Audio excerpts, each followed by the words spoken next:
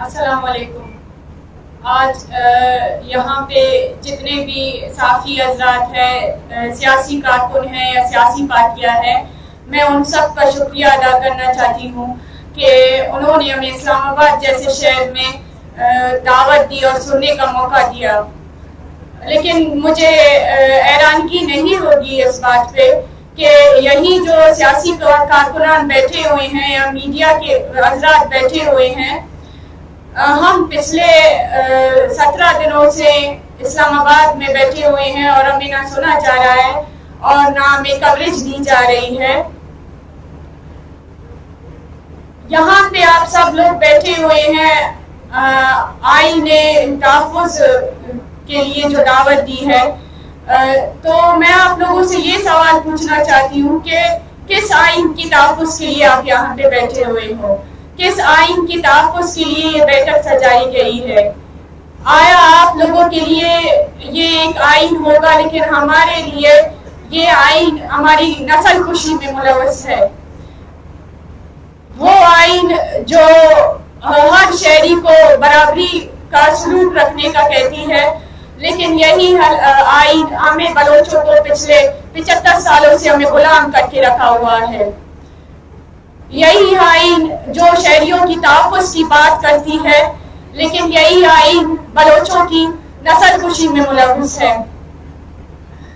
تو جس آئین کی تحفظ کے لیے آپ لوگ بات کر رہے ہیں، اس آئین کو اسلام آباد کے ایئر کنڈیشنر آلوں میں پڑھا اور سنا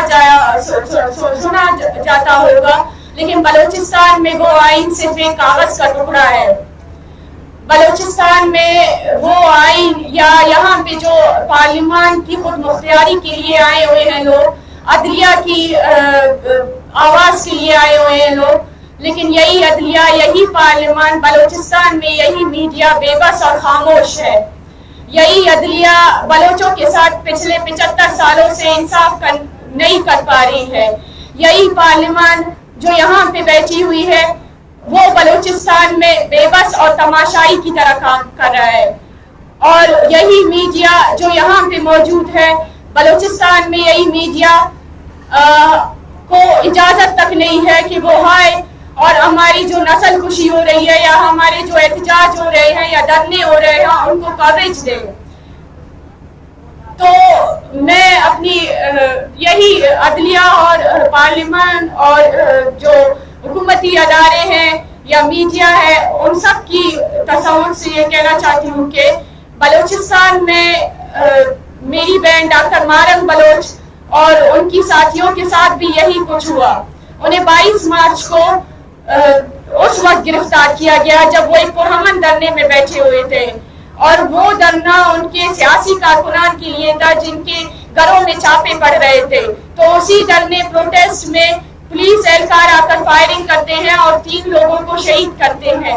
تو ان لوگوں کی لاشوں کو لے کر میری بہن ڈاکٹر مارنگ اور BYC والے بیٹھے ہوتے ہیں اور رات کے 4 بجے چھاپا مار کر یا کریک ڈاؤن کر کے انہیں گرفتار کیا جاتا ہے اور 3 مہینے 15 دن 3 MPO کے قانون کے تحت غیر قانونی طریقے سے انہیں حراست میں رکھا جاتا ہے. ہم انہی عدلیہ کے پاس جاتے ہیں، بار بار جاتے ہیں اور تاریخ پہ تاریخ دیے جاتے ہیں، لیکن ہمیں کوئی نہیں سنتا. اور جب فیصلے کی باری آتی ہے تو جو جج ہمارے خلاف فیصلہ دیتا ہے اسے جو ہے نا چیف جسٹس کے مراحت سے نوازا جاتا ہے، اور اس کے بعد جو انہیں تھانوں میں شفٹ کیا جاتا ہے یا جو بے بنیاد FIRs ہیں ان کے تحت گرفتار کیا جاتا ہے. یہ سب کچھ اسی لیے کیا جا رہا ہے کہ میری بہن یا ان کے جتنے بھی ساتھی ہیں یا ان کی پارٹی ہے، وہ بلوچستان میں ہونے والے پچھلے جتنے سالوں سے جو ظلم اور جبر ہو رہی ہے ان کے خلاف ووٹے ہیں. انہوں نے آواز بلند کیا ہے اور دنیا کو بتایا ہے کہ آئے دیکھیں کہ پاکستان اور پاکستان کے جو ریاستی ادارے ہیں وہ کتنے سالوں سے بلوچستان پہ کیا کیا ظلم کر رہے ہیں. اور جبری گمشدگیاں ہے، ماروائے عدالت قتل ہے، فیک انکاؤنٹرز ہے، لاشیں ہیں، اجتماعی لاشیں ہیں، اجتماعی قبریں ہیں، اجتماعی درد ہے جو ہم پچھلے 75 سالوں سے سہ رہے ہیں, پچھلے 75 سالوں سے ہم اس درد کو, ہماری نسلوں نے برداشت کیا, ہم برداشت کر رہے ہیں. لیکن قانون, آئین اور جو پارلیمنٹ ہے وہ اس وقت نہیں بولتے ہیں جب ہماری نسل کشی کی جا رہی ہو. وہ اس وقت حرکت میں آتے ہیں جب ان کے خلاف کوئی بولے, جب یہ کوئی اٹھ کر بولے کہ آپ کا عدلیہ کہاں ہے, آپ کا قانون کہاں ہے, آپ کا آئین کہاں ہے, تو یہ اس وقت حرکت میں آتے ہیں جب ان کو جھنجھوڑنے کے لیے کوئی آواز بلند کرے. اور میں یہی کہنا چاہتی ہوں کہ ہم پچھلے 17 دنوں سے اسلام آباد میں اس وجہ سے بیٹھے ہیں کہ بلوچستان میں ہمیں سنا نہیں گیا. بلوچستان میں میڈیا بلیک آؤٹ ہے.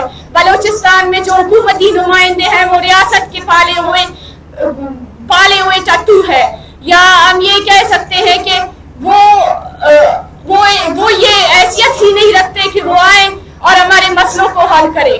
جب ہم یہاں پہ آئے, جب ہم نے اپنی بات رکھنے کی کوشش کی, تو اسلام آباد کے جو لوگ ہیں, اسلام آباد کے جو بیٹھے ہوئے ریاستی ادارے ہیں یا حکومتی نمائندے ہیں, ہمیں سننے کے بجائے ہمیں اٹھانے کی کوشش کر رہے ہیں, ہماری پروفائلنگ کر رہے ہیں, ہمیں ہراساں کر رہے ہیں, ہمیں کیمپ لگانے کی اجازت نہیں دے رہے ہیں, اور ہر روز اپنے ایک میڈیا ٹاؤٹ کو بیچتے ہیں اور وہ آ کے ہم سے سوالات کرتے ہیں. ہمیں اسرائیلی ایجنٹ کہا گیا, ہمیں انڈین ایجنٹ کہا گیا, ہمیں دہشت گرد کہا گیا, اور روز نئی گالی اور نئے الزامات ہم پہ لگائے جاتے ہیں. لیکن ہم پھر بھی بیٹھے ہوئے ہیں, ہم پھر بھی اس امید میں بیٹھے ہوئے ہیں کہ کوئی ہوگا, کوئی ہے جو ہمیں سنے گا. اور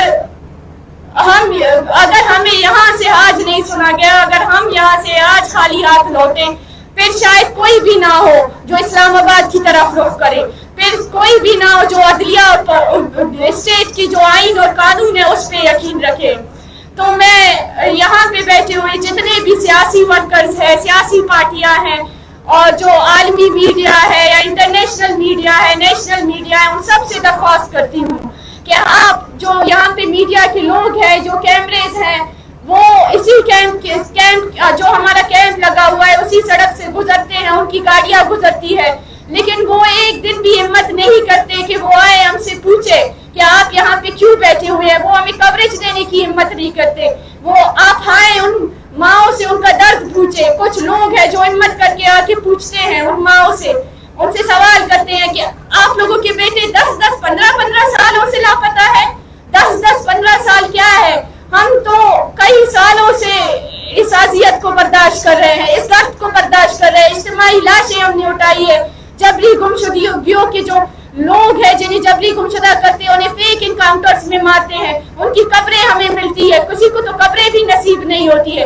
جب یہ جو یونیورسل رائٹ ہے, جو مرنے کے بعد ہر انسان کا حق ہوتا ہے کہ اسے اسی طریقے سے دفنایا جائے, اس کے خاندان کو اس کی شناخت کا حق حاصل ہے, لیکن جب ہم ان پر سوال کرتے ہیں تو یہ سوال پر بھی ہمیں گرفتار کرتے ہیں اور ہم پہ لاٹیاں برساتے اور ہمیں دہشت گرد قرار دیتے ہیں. تو میں آپ سب سے اپیل کرتی ہوں, جتنے بھی لوگ یہاں پہ بیٹھے ہوئے ہیں, جتنے بھی صحافی حضرات یہاں پہ بیٹھے ہوئے ہیں, جو سیاسی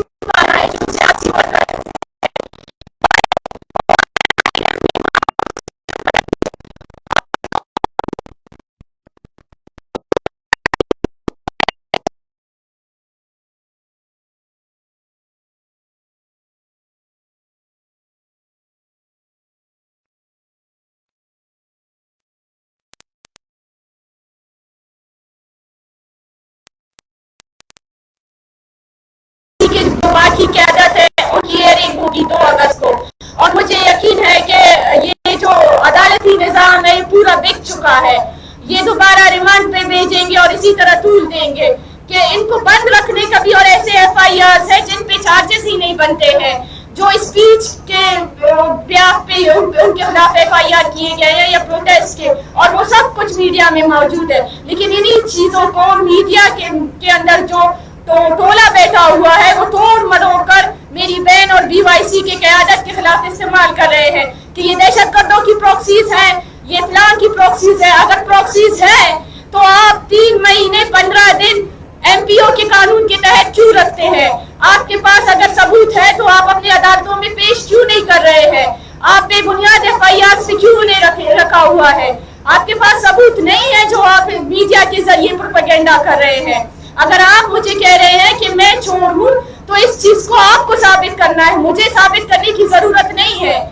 تو میں آپ سب لوگوں سے درخواست کرتی ہوں کہ آپ لوگ آئے, ہمارے کیمپ کا دورہ کریں, ان ماؤں کا درد سنیں. شکریہ.